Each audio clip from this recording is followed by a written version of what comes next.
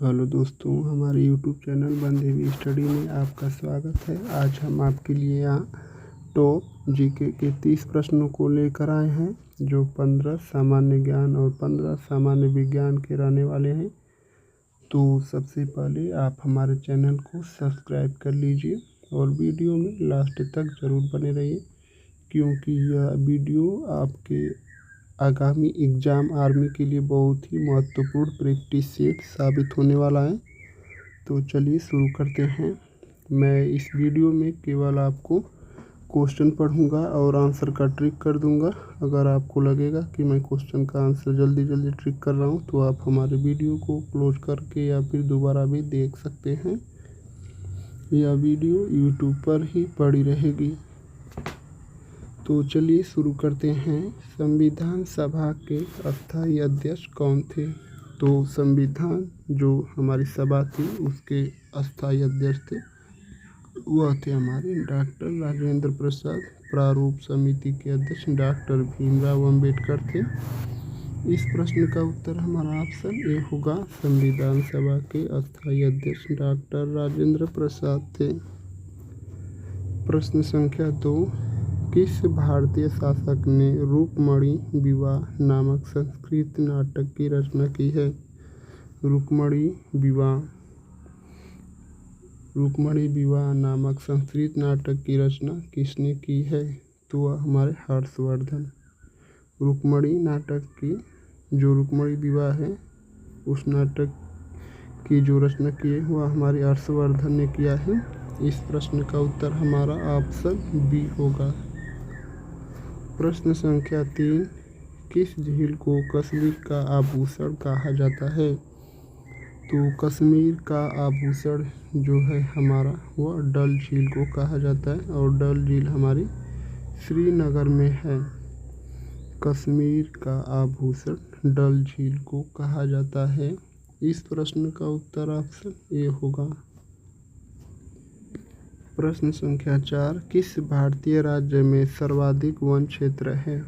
तो मध्य प्रदेश भारत का एक ऐसा राज्य है जिसमें सर्वाधिक वन क्षेत्र है। तो चलिए देखते हैं किस ऑप्शन में हमारा मध्य प्रदेश दिया है। तो इस प्रश्न का उत्तर हमारा ऑप्शन बी होगा।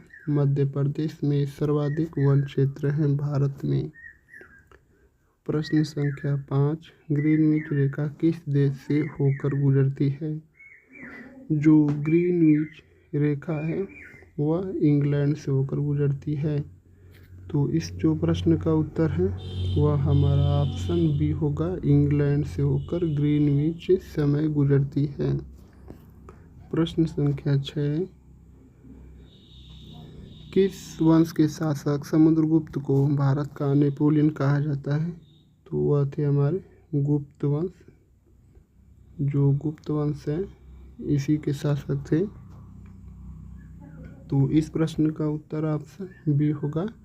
गुप्त वंश के शासक समुद्रगुप्त को भारत का नेपोलियन कहा जाता है।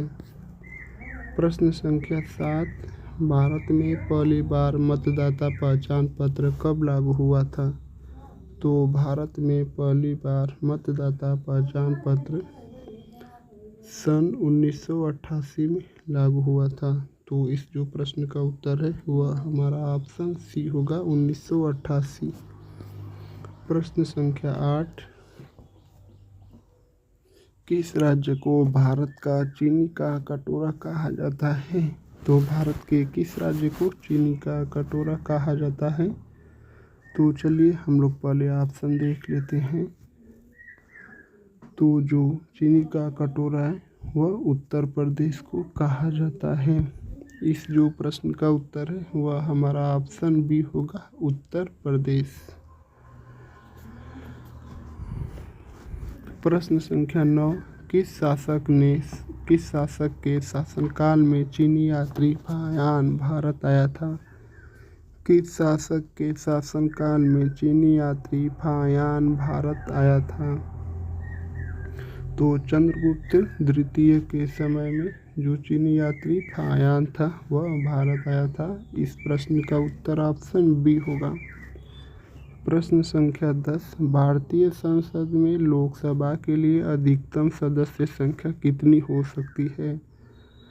तो भारतीय संसद में लोकसभा के लिए अधिकतम जो सदस्य संख्या है वह 552 हो सकती है।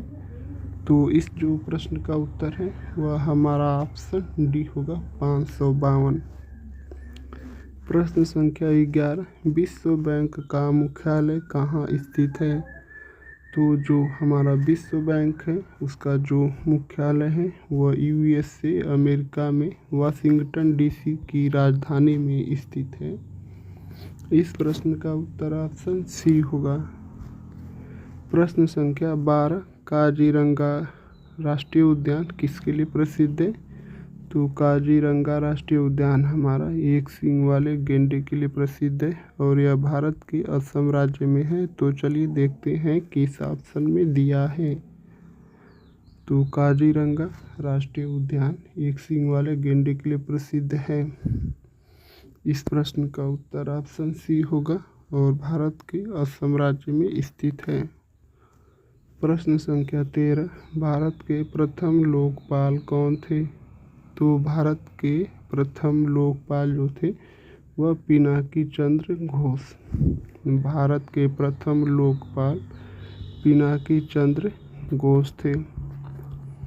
इस प्रश्न का उत्तर ऑप्शन बी होगा, पिनाकी चंद्र घोष। प्रश्न संख्या 14, संविधान के किस अनुच्छेद में भारतीय नागरिकता का उल्लेख है? भारतीय संविधान के किस अनुच्छेद में भारतीय नागरिकता का उल्लेख है? तो भारतीय नागरिकता का उल्लेख अनुच्छेद 5 से 11 में उल्लेख किया गया है। इस प्रश्न का उत्तर हमारा ऑप्शन ए होगा। प्रश्न संख्या 15, अंडमान निकोबार द्वीप समूह किस महासागर में स्थित है? तो अंडमान निकोबार द्वीप समूह किस महासागर में स्थित है? तो वह है हमारा अंडमान निकोबार द्वीप समूह हिंद महासागर में स्थित है, इंडियन ओशियन।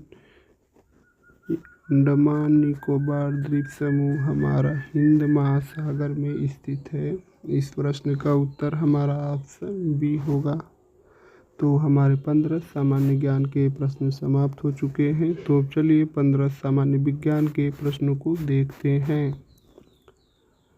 प्रश्न संख्या 16, सूर्य के प्रकाश को पृथ्वी तक पहुंचने में लगभग कितना समय लगता है? तो 8 मिनट 15 सेकेंड का समय लगता है। तो चलिए देखते हैं किस ऑप्शन में दिया है। तो वही 8 मिनट 15 या 20 सेकेंड लगभग लगते हैं सूर्य के प्रकाश को पृथ्वी पर आने में 8 मिनट 20 सेकेंड समय लगता है। प्रश्न संख्या 17, DNA की द्रविकुंडलीय हेलिक्स संरचना की खोज किसने की थी? तो वाटसन और क्रिक ने। जो वाटसन और क्रिक है इन्होंने DNA की द्रविकुंडलीय हेलिक्स संरचना की खोज की थी। इस प्रश्न का उत्तर ऑप्शन ए होगा। प्रश्न संख्या 18, पानी का pH मान कितना होता है? तो जो हमारा पानी है इसका pH मान 7 होता है। तो इस प्रश्न का उत्तर हमारा ऑप्शन सी होगा, 7।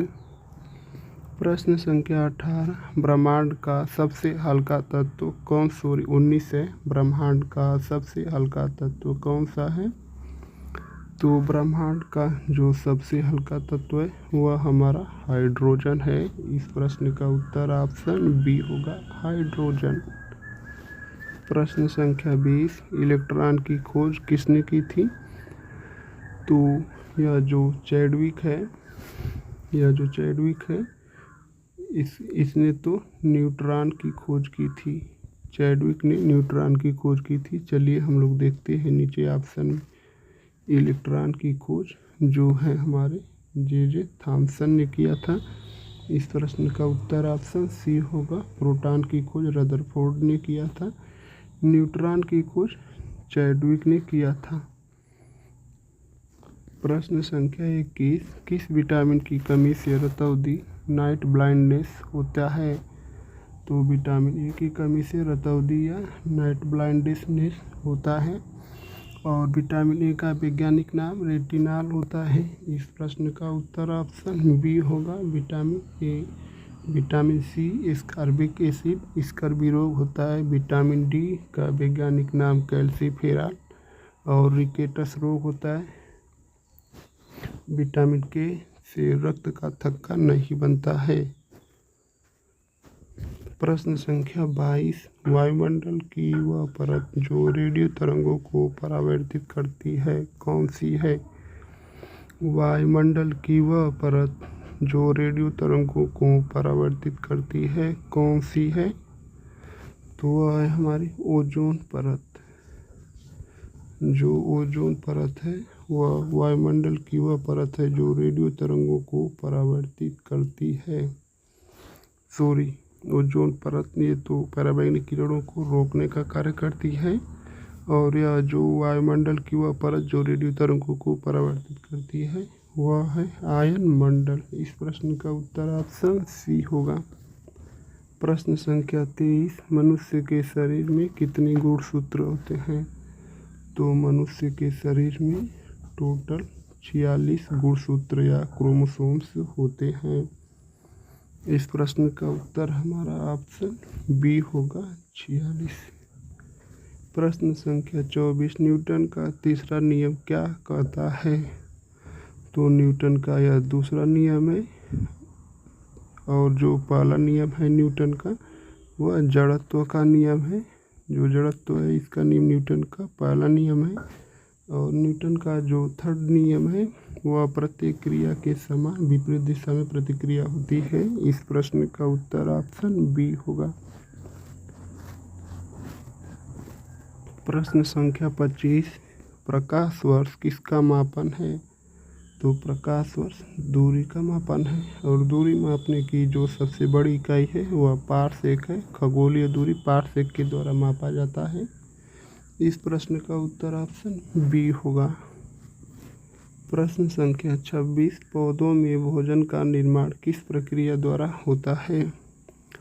तो पौधों में भोजन का निर्माण प्रकाश संश्लेषण के द्वारा होता है। इस प्रश्न का उत्तर ऑप्शन बी होगा। प्रश्न संख्या 27, मानव रक्त का पीएच मान लगभग कितना होता है? तो मानव रक्त का पीएच मान लगभग 7.4 होता है। पानी का पीएच मान 7 होता है। इस प्रश्न का उत्तर ऑप्शन बी होगा, 7.4। प्रश्न संख्या 28, थायराइड ग्रंथि किस हार्मोन का स्राव करती है? तो चलिए हम लोग पहले ऑप्शन देख लेते हैं। थायराइड ग्रंथि किस हार्मोन का स्राव करती है? तो जो थायराइड ग्रंथि है वह हमारा थायरॉक्सिन हार्मोन का स्राव करती है। इस प्रश्न का उत्तर ऑप्शन सी होगा। प्रश्न संख्या 29, रेडियोधर्मी तत्व यूरेनियम का प्रतीक क्या है? रेडियोधर्मी तत्व यूरेनियम का प्रतीक क्या है? तो यूरेनियम का जो प्रतीक है वह हमारा यू होता है। यूरेनियम का प्रतीक यू है। इस प्रश्न का उत्तर ऑप्शन सी होगा, यू।